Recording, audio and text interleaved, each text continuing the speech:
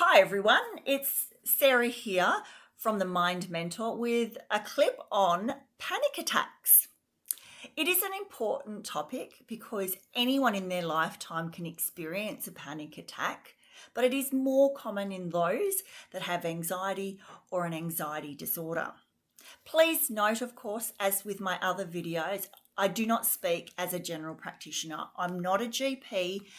All my videos come from the perspective of a counsellor and as someone with lived experience with mental health challenges.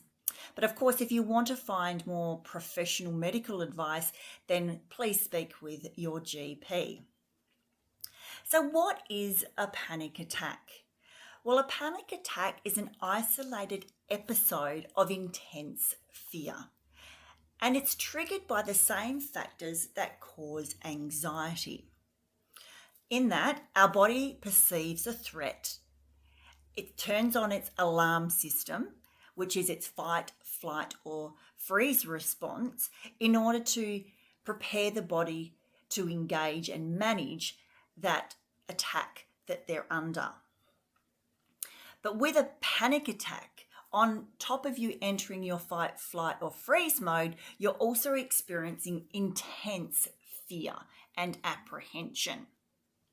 A panic attack can last, up to 10 minutes, maybe shorter, it could be longer, but generally it'll peak at around the 10-minute mark before it fades away. So it only occurs for a short period of time and is an isolated event.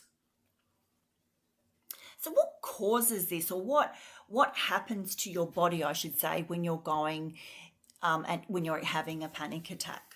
Well, ultimately, symptoms will vary, but generally they're one of these few things.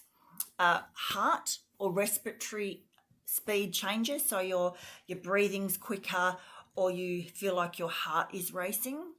Your breathing can also become shallow, so you're not getting a lot of air in because you are panicking. You can experience dry mouth, so all the saliva in your mouth dries up. You can get neck and back spasms, and these can cause headaches. You may experience a lump in the throat.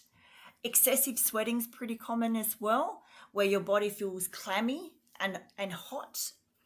You may be irritable. You may experience dizziness or depersonalization. And really that's where you find yourself in an environment where nothing feels real, or you might feel like you're almost having an out-of-body experience. So there's some of the signs of a panic attack. Now, the difference between a panic attack and your body going into a genuine fight, flight, and freeze response that's valid is ultimately the event that surrounded it. So, for example, if there's a bear, a big brown grizzly bear, then it's no wonder you're freaking out a little bit, and that is completely normal. But if there isn't a bear, in fact, there isn't anything, but you're just perceiving a threat, or your body is, then that is a sign of a panic attack. So there isn't actually something to be scared of, but your body goes into that fight, flight, or freeze mode regardless. Now, when that does occur, you might feel like you're going to throw up, that you're suffocating, that you're having a stroke. You might feel ashamed, you won't be worried about what's happening around you and what people are going to think about you. But the key thing is not to panic about having a panic attack. Because if you do that, you then get in this cycle of I'm having a panic attack, so then I'm panicking, and then I'm then panicking about the panicking of being panicked. So you get in a vicious cycle, and obviously the situation can get much worse. So what can we do when we experience a panic attack or see someone experiencing one and we want to help them? Well, ultimately, the first thing is to realize that that's exactly what's happening in your body, that there is no threat around you, that it is only perceived, and that you are actually safe and okay. Then you can focus on your breathing. So deep breaths in and out, generally for about a count of 4, but whatever feels most comfortable.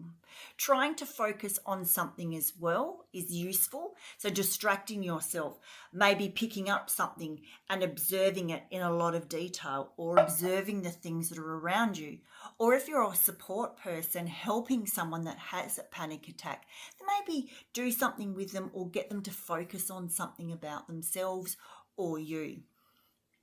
Ultimately, we just want to stop what you're doing and get out of that situation.